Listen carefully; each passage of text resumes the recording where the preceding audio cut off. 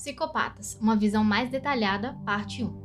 Um grande e limitante problema em realizar pesquisas sobre os psicopatas é que elas, em geral, só podem ser feitas em penitenciárias, e isso é perfeitamente compreensível. Afinal, é muito difícil um psicopata subcriminal, ou seja, aquele que nunca foi preso ou internado em instituições psiquiátricas, falar espontaneamente sobre seus atos ilícitos. Na grande maioria das vezes, eles não possuem nenhum interesse em revelar algo significativo para os pesquisadores ou mesmo para os funcionários do presídio, e quando fazem, tentam manipular a verdade somente para obter vantagens, como a redução da pena por um bom comportamento e colaborações de cunho social. O primeiro estudo sobre psicopatas só foi publicado em 1941, com o livro A Máscara da Sanidade, de autoria do psiquiatra americano Harvey Cleckley. Na introdução do livro, Cleckley deixa claro que sua obra aborda um problema muito conhecido, mas ao mesmo tempo ignorado pela sociedade como um todo. Ele cita diversos casos de pacientes que apresentavam um charme acima da média, uma capacidade de convencimento muito alta e a ausência de remorso ou arrependimento em relação às suas atitudes. Com base nos estudos de Cleckley, o psiquiatra canadense Robert Harry, professor da Universidade da Colômbia Britânica, dedicou anos de sua vida profissional reunindo características comuns de pessoas com esse tipo de perfil, até conseguir montar, em 1991, um sofisticado questionário denominado Escala Harry, e que hoje se constitui no método mais confiável na identificação de psicopatas. Com esse instrumento, o diagnóstico da psicopatia ganha uma ferramenta altamente confiável que pode ser aplicada por qualquer profissional da área de saúde mental, desde que esteja bastante familiarizado e treinado para sua aplicabilidade. A escala Harry também recebe o nome de Psychopathy Checklist, ou PCL, e sua aceitação e relevância tem levado diversos países de todo o mundo a utilizá-la como um instrumento de grande valor no combate à violência e na melhoria ética da sociedade. O PCL examina de forma detalhada diversos aspectos da personalidade psicopática, desde os ligados aos sentimentos e relacionamentos interpessoais até o estilo de vida dos psicopatas e seus comportamentos evidentemente antissociais, transgressores. Atenção! O PCL é uma complexa ferramenta cuja utilização clínica somente deve ser feita por profissionais ou serviços qualificados. O que me proponho a apresentar neste e no próximo capítulo são apenas as características-chave que sinalizam o perfil psicopático, com exemplificações práticas e de fácil entendimento. A simples identificação de alguns sintomas não são suficientes para a realização do diagnóstico da psicopatia. Muitas pessoas podem ser sedutoras, impulsivas, pouco afetivas ou até mesmo terem cometido atos ilegais, mas nem por isso são psicopatas. Aspectos ligados aos sentimentos e relacionamentos interpessoais, superficialidade e eloquência. Os psicopatas costumam ser espirituosos e muito bem articulados, tornando uma conversa divertida e agradável. Geralmente contam histórias inusitadas, mas convincentes em diversos aspectos, nas quais eles sempre são os mocinhos. Não economizam charme nem recursos que os tornem mais atraentes no exercício de suas mentiras. Para algumas pessoas, eles se mostram suaves e sutis, tal como os galãs da TV e do cinema. Quando não temos conhecimento sobre a personalidade dos psicopatas, podemos ser enrolados por suas histórias improváveis. Entre outras razões, isso ocorre pela habilidade dos psicopatas em se informarem sobre os mais diversos assuntos. Se forem realmente testados por verdadeiros especialistas no assunto, revelam, porém, sua superficialidade de conteúdo. Eles tentam demonstrar conhecimento em diversas áreas como filosofia, arte, literatura, sociologia, poesia, medicina, psiquiatria, psicologia, administração, legislação e usam e abusam dos termos técnicos, passando credibilidade aos menos avisados. Outro sinal muito característico desse comportamento é a total falta de preocupação ou constrangimento que esses psicopatas apresentam ao serem desmascarados como farsantes. Não demonstram a menor vergonha caso sejam flagrados em suas mentiras. Ao contrário, podem mudar de assunto com a maior tranquilidade ou dar uma resposta totalmente fora do contexto. Esses tipos de psicopatas são muito comuns no mercado de trabalho como um todo, que fingem ser profissionais qualificados sem nunca terem colocado os pés numa faculdade. Lembra a história de Rafael, descrita no final do segundo capítulo do livro? Como vimos, ele facilmente conseguiu conquistar Andrea, com suas piadas interessantes e também quando descreveu com detalhes suas viagens à Europa. Mas na realidade, tudo o que Rafael sabia sobre o velho continente era informação adquirida através da internet, dos livros ou dos documentários da TV. Até mesmo para posar de advogado, Rafael precisou lançar mão de vocabulários e expressões pertinentes a essa profissão. Em suma, Rafael conversava de tudo um pouco e se sentia um sabichão, porém não tinha profundidade em nada. Ele apenas passeava sobre vários assuntos, o suficiente para embromar suas vítimas e conseguir o que desejava. Rafael era um profissional da lorota, egocentrismo e megalomania.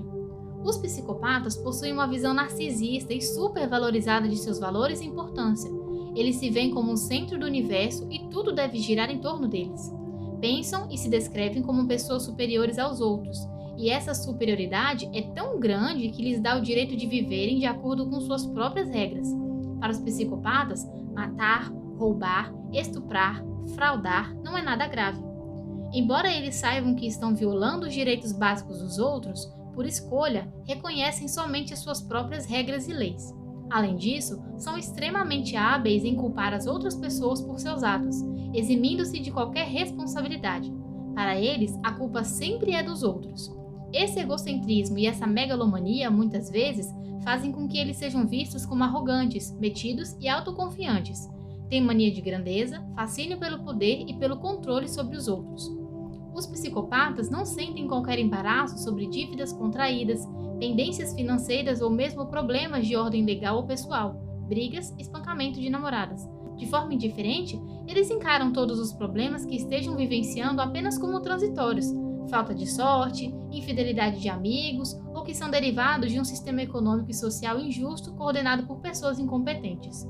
Devido ao seu egocentrismo e à sua megalomania, os psicopatas demonstram notável falta de interesse por uma educação direcionada a uma carreira ou qualificação específica. Isso porque julgam possuírem habilidades diversas e excepcionais que permitirão que eles se tornem o que quiserem ser na vida.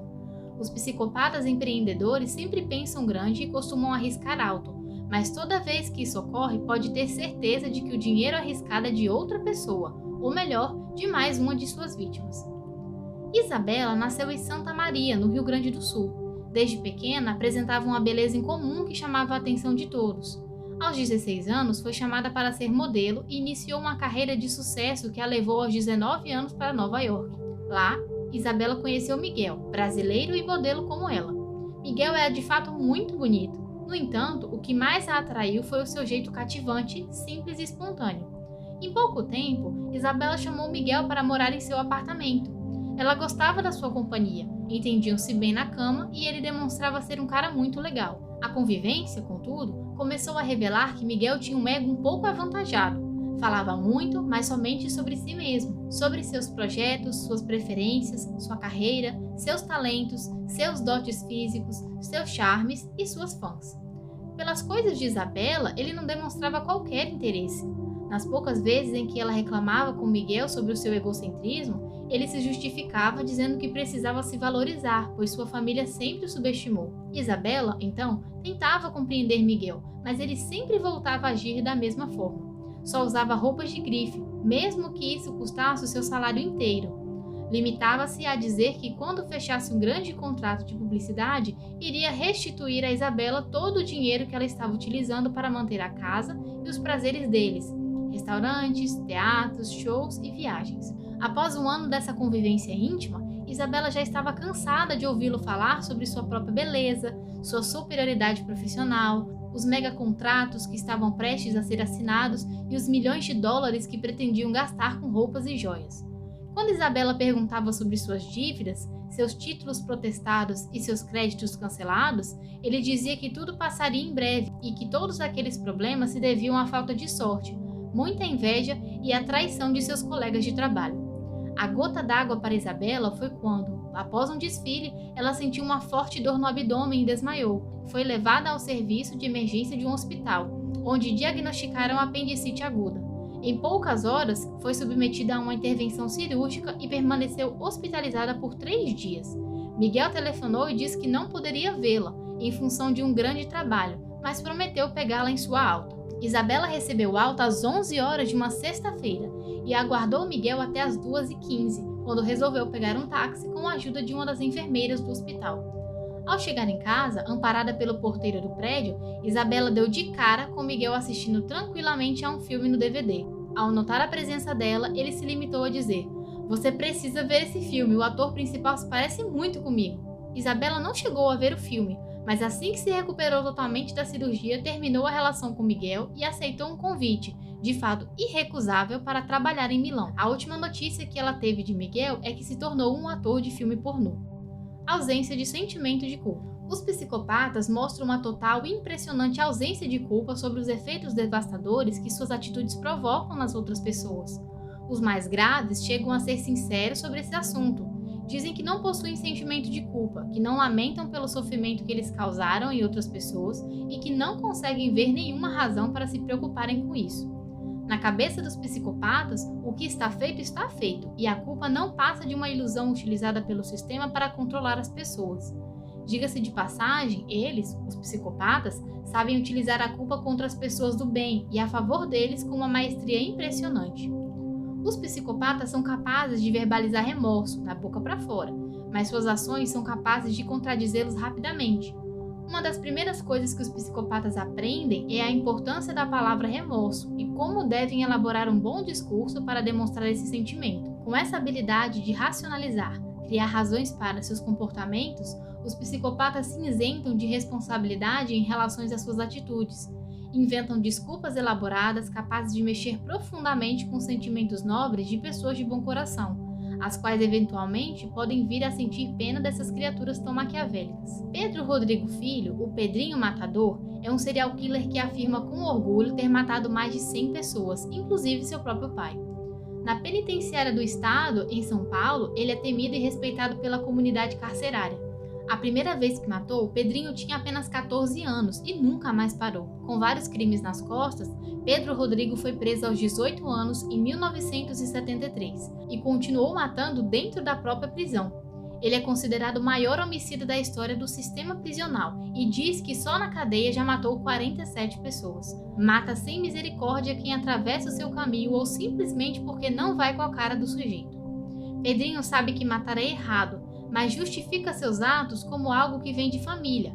Pais e avós também foram matadores. Para Pedrinho Matador, tirar a vida de alguém é somente mais um trabalho bem sucedido. E para que ninguém se esqueça do que é capaz, tatuou no braço a frase: "Mato por prazer".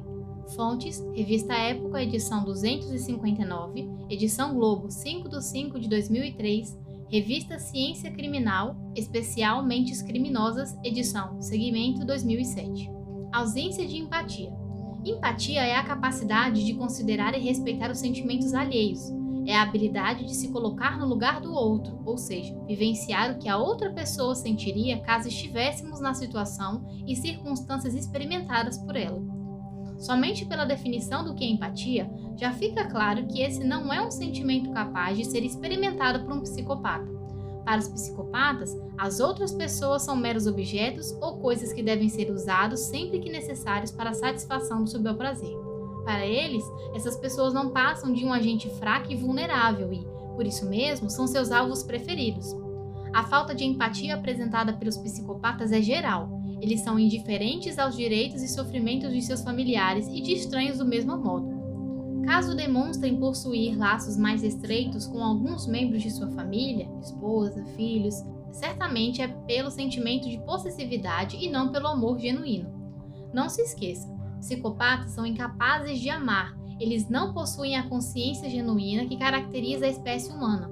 Os psicopatas gostam de possuir coisas e pessoas, logo é com esse sentimento de posse que eles se relacionam com o mundo e com as pessoas. Em razão dessa incapacidade em considerar os sentimentos alheios, os psicopatas mais graves são capazes de cometer atos que, aos olhos de qualquer ser humano comum, não só seriam considerados horripilantes, mas também inimagináveis. Esses psicopatas graves são capazes de torturar e mutilar suas vítimas com a mesma sensação de quem fatia um suculento filé mignon. Felizmente, os psicopatas graves são a minoria entre todos os psicopatas. Nos chamados leves e moderados, a indiferença em relação aos outros também está presente, porém ela emerge de forma menos intensa, mas ainda assim devastadora para a vida das vítimas e da sociedade como um todo. Elvira, mãe de 3 filhos, sempre teve muito trabalho com Antônio, seu filho mais velho. Ele foi o seu primeiro filho e também o primeiro neto de seus pais. A mãe de Elvira faleceu quando Antônio ainda tinha meses de idade e, na ocasião, Arthur, o pai de Elvira, foi morar com ela. Arthur sempre foi um avô muito dedicado e tratava Antônio como se fosse o filho que ele não teve. Ele não conseguia admitir que Antônio fosse diferente das demais crianças. Desde cedo ele se mostrava agressivo, indiferente, maltratava os animais que o avô lhe dava e sempre mentia para obter vantagens em relação aos irmãos e colegas. Aos 23 anos, Antônio não trabalhava e vivia folgadamente da mesada do avô. Elvira e seu esposo não concordavam com essa rebeldia de Antônio e também com os mimos de Arthur. Mas o avô sempre preferiu agradá-lo para que não ficasse mais revoltado ou tivesse rompantes de fúria. Quando Arthur adoeceu, vitimado por um derrame cerebral, precisou ficar internado no CTI por 4 meses até falecer. Durante todo esse período, Antônio nunca visitou o avô no hospital e sequer perguntava sobre o seu estado de saúde.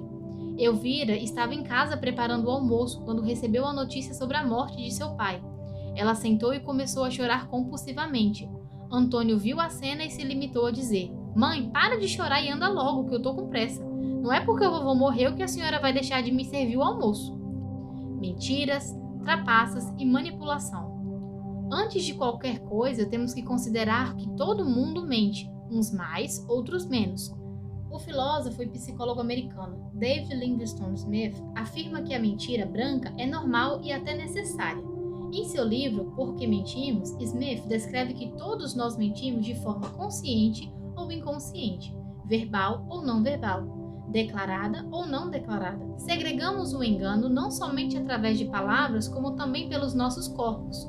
Um sorriso falso, por exemplo. A mentira é um ato espontâneo que permeia todos os setores da nossa vida, seja para não magoarmos uma pessoa querida como forma de boas maneiras, ou até mesmo para desfrutarmos de alguns ganhos. A não ser em situações de extrema necessidade, as pessoas comuns e decentes mentem somente de forma ocasional, sem maiores consequências, ato perfeitamente justificável sob o ponto de vista moral. Temos que distinguir, porém, a mentira corriqueira da mentira psicopática.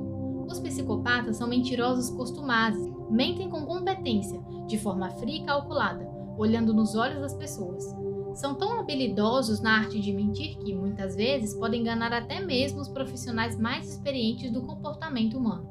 Para os psicopatas, a mentira é como se fosse um instrumento de trabalho, que é utilizado de forma sistemática e motivo de grande orgulho. Flávio Joseph, professor do Instituto de Psiquiatria da UFRJ, que participou de uma matéria no Jornal do Brasil no dia 3 de setembro de 2006, declarou que ao perguntar a um psicopata se era fácil enganar alguém, o sujeito respondeu com enorme felicidade: "É moleza."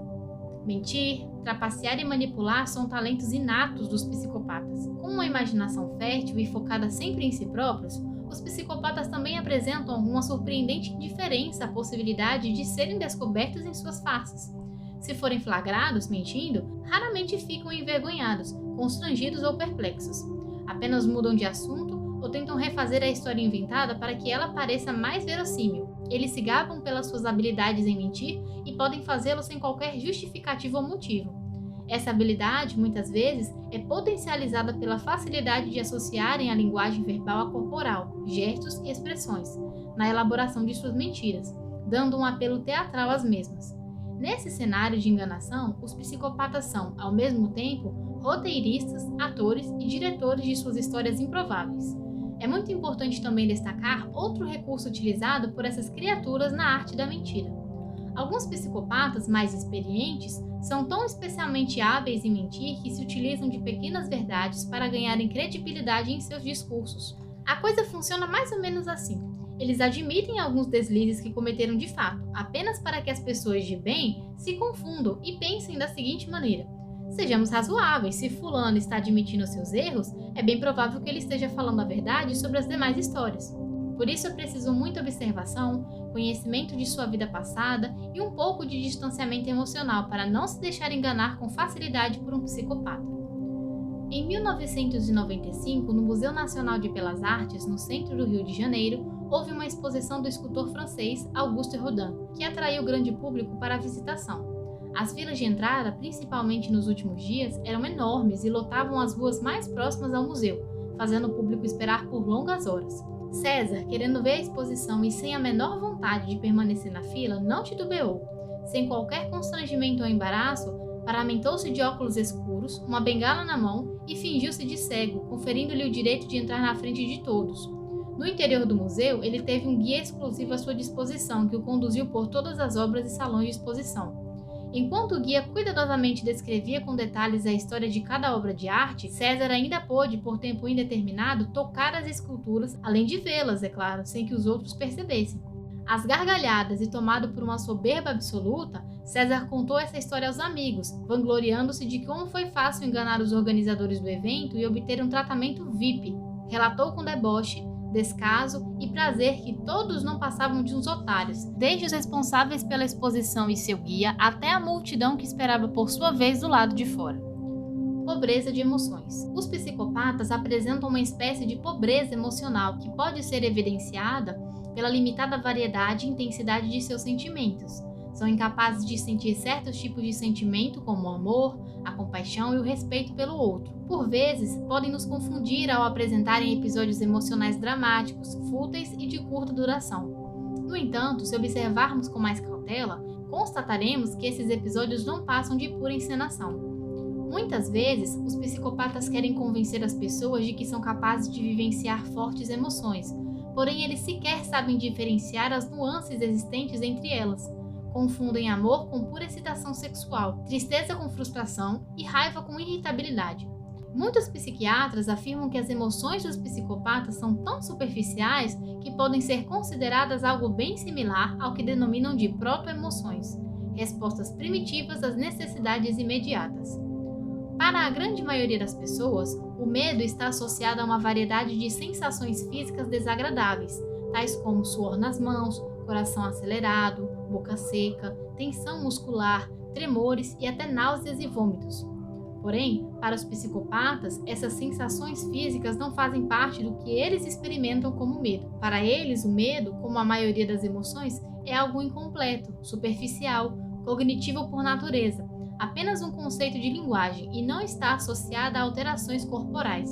Alguns presidiários identificados como psicopatas foram submetidos a visualizações de cenas de conteúdo chocante. Esse conjunto de imagens editada mostrava, entre outras coisas, corpos decapitados, torturas com eletrochoques, crianças esquálidas com moscas nos olhos e gritos de desespero. Enquanto as pessoas comuns, só de imaginar tais situações ficariam arrepiadas e com reações físicas de medo, esses psicopatas não apresentaram sequer variação de seus batimentos cardíacos. O neuropsiquiatra Ricardo de Oliveira Souza e o neuroradiologista Jorge Moll desenvolveram um teste denominado Bateria de Emoções Morais, MEM, que utiliza tecnologia de ressonância magnética funcional, RMF. Esse teste tem por objetivo verificar como o cérebro dos indivíduos se comporta ao fazerem julgamentos morais, que envolvem emoções sociais positivas, como arrependimento, culpa e compaixão. De forma diversa das emoções primárias, como o medo ou a raiva que compartilhamos com os animais, as emoções sociais positivas são mais sofisticadas e exclusivas da espécie humana. São elas que orquestram relações interpessoais harmônicas. Os resultados desse estudo demonstraram que, diferentemente das pessoas comuns, os psicopatas apresentam atividade cerebral reduzida nas estruturas relacionadas às emoções em geral. Em contrapartida, revelaram um aumento de atividade nas regiões responsáveis pela cognição, capacidade de racionalizar.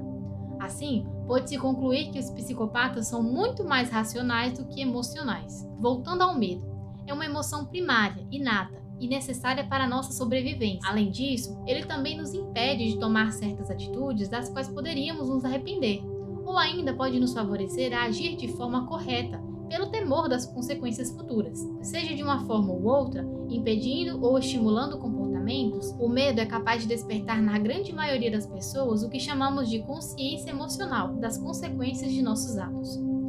Se considerarmos que os psicopatas não possuem essa emoção, eles simplesmente seguem os seus caminhos, fazem suas escolhas e agem como bem entendem. É importante frisar que eles sempre sabem qual a consequência das suas atitudes transgressoras. No entanto, não dão a mínima importância para isso.